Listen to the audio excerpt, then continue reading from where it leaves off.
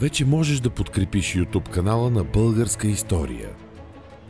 Повече информация ще откриеш в описанието на видеото.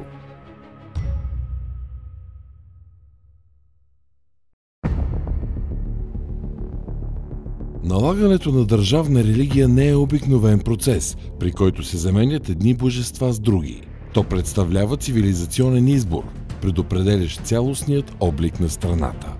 Моделът на управление, общественият живот, културата, законодателството и дори области като градоустройството са само малка част от тези, които в огромна степен се повлияват от вероизповеданието. В този ред на мисли, приобщаването на която и да е държава към дадена религия е крайъгълен камък в нейното развитие. Изключение не прави и България. Приемането на християнската вяра по времето на княз Борис Михаил се смята за може би най-повратния момент в родното ни минало. Макар да сме свикнали да търсим точната година за покръстването, трябва да споменем, че то не представлява еднократен акт. Християнизацията е дълъг процес, който според мнозина български учени завършва в пълна степен едва при управлението на Борисовия внук цар Петър. Но този процес все пак има своето начало и е важно да се проследи по какъв начин се стига до него. Няма как човек да не се запита защо е било нужно на България да отхвърли своите традиционни вярвания и да се приобщи към християнството. Та нали вече е достатъчно могъща, има нужния държавнически опит, а и граничи с Византия, която използва църковната си организация за прокарване на своето политическо и културно влияние. За да се отговори на този въпрос, е нужно да се разгледа накратко както вътрешното състояние на страната, така и това на заобикалящия я свят. Християнството не е никак непознато на българите. Те имат досег с него много преди времената на стара велика България. В духа на религиозната толерантност у номадските народи, по всяка вероятност сред самите тях живеят представители на вероизповеданието, чието брой и организация няма как да бъдат точно определени. Съществуват сведения за приобщаване към християнството на видни владетели като Кубрат и Тервел, а някои изследователи издигат хипотезата, че целият род Дулу изповядва християнската вяра. Твърдение, което не може да бъде потвърдено с абсолютна сигурност. В същото време българите на Аспарух се заселват в земи, които отдавна са християнизирани. Вярно е, че броят на изповядващите вярата драстично намалява в резултат на опустошителните нашествия от предходните столетия и свързаните с тях етнически промени, но все пак християнството оставя своя траен отпечатък. В началните столетия от съществуването на Дунавска България няма сигурни сведения за гонения срещу християните в страната. Едва в началото на 9 век започват да се наблюдават подобни действия, подбудени от политическата ситуация. Териториалното разширение на България от първата половина на века в голяма степен е за сметка на земи гъсто населени с християни. В резултат на войните с Византия в страната също така са изселени огромен брой ромеи, за които се споменава, че са преселени със своите епископи и запазват вярата си. Увеличеният брой на християнско население в България е използвано от Византия в опит за прокарване политическото си влияние. Именно това довежда и до жестокото преследване на изповядващите го. В началото на 9 век в България също така започва процес на централизация, която цели да обедини вътрешно страната и да заздрави властта и авторитета на владетеля. Пречка се оказват различните вероизповедания, ширещи се сред населението на държавата. Става ясно, че традиционната българска религия не притежава нужното, за да се превърне в обединяващ елемент за всички поданици на Канът. Тя се утвърждава главно сред етническите българи и управляващия елит, докато завареното население и славяните остават чужди за нея. От тази гледна точка, приемането на християнството като единна и обща за всички вяра се оказва важен фактор за вътрешната спойка на страната. То също така дава ясна и добре структурирана представа за божествения произход на властта, както и необходимите аргументи, с които тя да се обоснове и да бъде защитавана от посегателства. По времето на хан Борис България се оказва между две мощни християнски сили в лицето на Византия и източно-франкското кралство. Наред с тях, сред огромна част от славянските народи, намиращи се на северозапад от държавата, започва процесът на покръстване.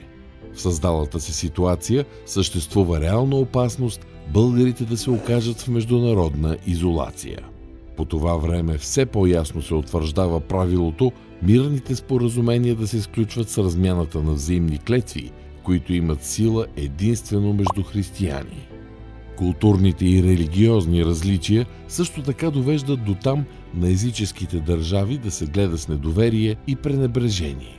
През средните векове Рим и Константинопол се издигат като двата центъра на християнството в Европа. През 9 век в ябълка на раздора между тях се превръща въпросът за покръстването на среднодунавските славяни и българите.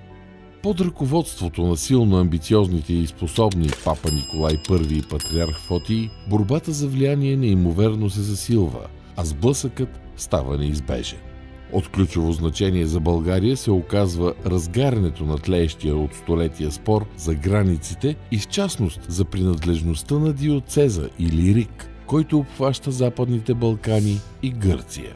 Той дава теоретично основание както на Константинопол, така и на Рим да претендират за върховна юрисдикция над българските земи. Първите години от управлението на хан Борис са свързани с сериозна вътрешно-политическа активност. България е вплетена в множество конфликти с участието главно на източно-франкското кралство, Великоморавия и Византия.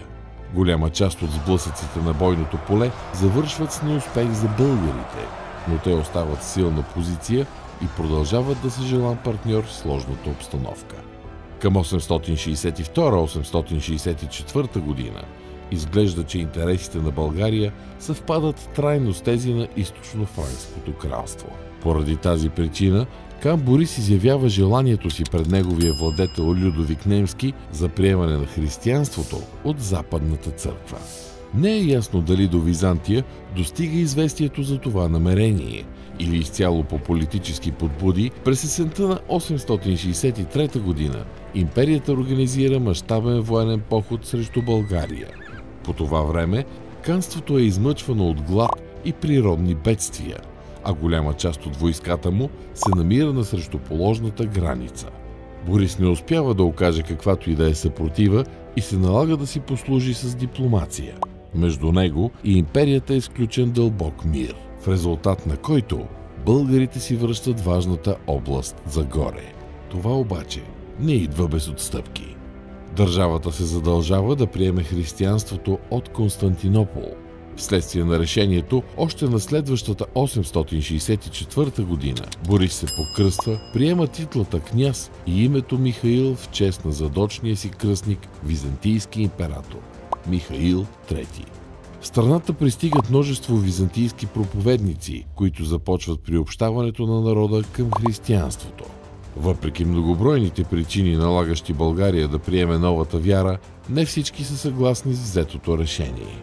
Немалка част от управляващия елит остава силно привързана към езическите култове, а в християнството вижда влиянието на отколешния си враг Византия. Част от боилите открито обвиняват княз Борис Михаил, че им дава лош закон и ги управлява зле, и през 865 година се вдигат на бунт срещу него. Въпреки силата им, князът бързо успява да надделее. Заради държавната измяна е наредено 52 боили заедно с всичките им наследници да бъдат избити. Това е жестокото наказание, с цената на което политически и духовен курс е запазен. Макар на първо време Борис да се обвързва с Константинопол, по всичко изглежда, че решението е предопределено по-скоро от конкретните политически нужди на страната. Опасенията от влиянието на Византия карат владетеля да промени ориентацията си и да се обърне на запад. С тази цел на 29 август 866 година българско пратеничество пристига в Рим. То носи със себе си списък с въпроси от българския владетел към папа Николай I, както и много дарове. В същото време пратеници на княза се отправят и към източно-франкското кралство, за да пожелаят изпращането на епископи и свещеници. Тази мисия е предопределена по-скоро от политически, отколкото религиозни съображения и цели възобновяването на съюза с Людовик Немски. Още през същата 866 година в България под водачеството на Формоза Портуенски и Павел Пополонски пристигат исканите от Рим духовници. За кратък период от време те разгръщат енергично дейности и успяват да покръстят големи народни маси, разпространявайки християнската вяра. Изглежда Борис остава доволен от извършеното и изпраща искане до Николай I Формоза Портуенски да бъде въздигнат за архиепископ на България. Папата отклонява българската молба и на свой ред предлага други кандидати. Те не срещат одобрението на княза, който изявява желание за глава на българската църква да бъде поставен дякон Марин. Новият папа Адриан II продължава с политиката на своя предшественик и не се съгласява с желанието на българския владетел. Отново следва контрапредложение с други кандидати, но Борис продължава да държи за архиепископ да бъде ръкоположен някой измежду неговите избранници. В същото време, главно по политически съображения, свързани с арабския натиск над Южна Италия, започва разведряване в отношенията между двата центъра на християнството. Свикан е Вселенски събор в Константинопол, който започва да заседава на 5 октомври 869 година. На него са изяснени някои спорни въпроси, а при закриването му на 28 февруари 870 година изненадващо заемат места и български пратеници. След края на събора на 4 март 870 година император Василий I кани в двореца представители на християнските църкви на своеобразно извънредно заседание. Оказва се, че по предварително подготвен план там отново присъства и българското пратеничество. Той има ключова роля, тъй като към него е отправен въпросът какво духовенство заварват в страната си, която завладяват от ромеите. Отговорът им, че то е било гръцко, служи като основен аргумент за решението българската църква да премине под юрисдикцията на Константинополската патриаршия. Принципът е следният. Първия по време има предимство по право. Папските пратеници се опитват да контрират, подчертавайки, че Източен Илирик някога се е намирал под върховенството на Рим, но на празно. С одобрението на останалите източни патриаршии, решението е взето. Ражда се българската църква. И до днес в историографията ни се срещат различни интерпретации за станалото на събора и положението на българската църква в резултат на взетите решения. Някои учени твърдят, че още тогава тя получава своята автокефалност. Други издигат становището, че това се случва с решение от събора през 880 година. Трети пък се спират на по-балансирана оценка, смятайки, че можем да говорим за една зависима от Константинопол поместна църква. Която и от хипотезите да приемем, не може да бъде омаловажен огромния успех на Борис. Българската архиепископия е най-доброто, което България може да извоюва към този момент. Тя се ползва с огромна вътрешна автономия и разполага с възможност да решава ключови въпроси в държавен интерес. Може да открива нови епископски средища, според нуждите породени от селищната й система, както и да променя центъра си.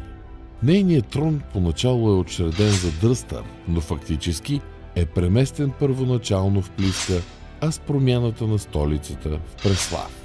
Представената фактология за преговорите с Рим и Константинопол е добре известна, но интерпретацията й в повечето случаи е разнопосочна.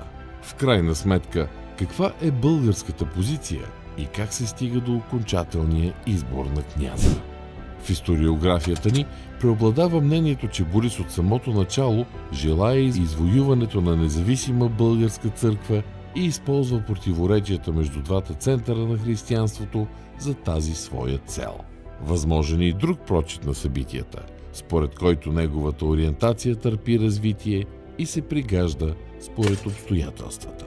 От една страна разполагаме със сведението, че в самото начало той възнамерява да се обърне към Рим посредством източно-франкското кралство. От друга страна, от отговорите на папа Николай I научаваме, че българският владетел използва за примерна църковна организация тази на съседна Византия. Князът заявява, че иска да му бъде ръкоположен патриарх, а в хода на събитията става ясно и желанието му сам да посочва главата на българската църква. Уклончивият отказ на папата и на двете молби влизат в разрез с българските интереси и в крайна сметка способстват за обръщането на княза към Константинопол. С покръстването на народа и създаването на българската архиепископия, на теория България се превръща в християнска държава. На практика обаче, пред нея тепърва предстои дълъг път по утвърждаване на новата религия и църковна структура. Преди идването на Кирило-Методиевите ученици през 885 година остава и проблемът с византийското влияние и гръцкия език на богослужението. Държавната власт и закони също следва да се реформират по християнски образец. Но въпреки всичко това, един етап от необходимото преустройство е завършен. Поставените основи от княз Борис Михаил са сред най-значимите предпоставки за разцветът на България по времето на неговия син цар Симеон, чието управление с основание е запомнено като златен век на българската държава и култура.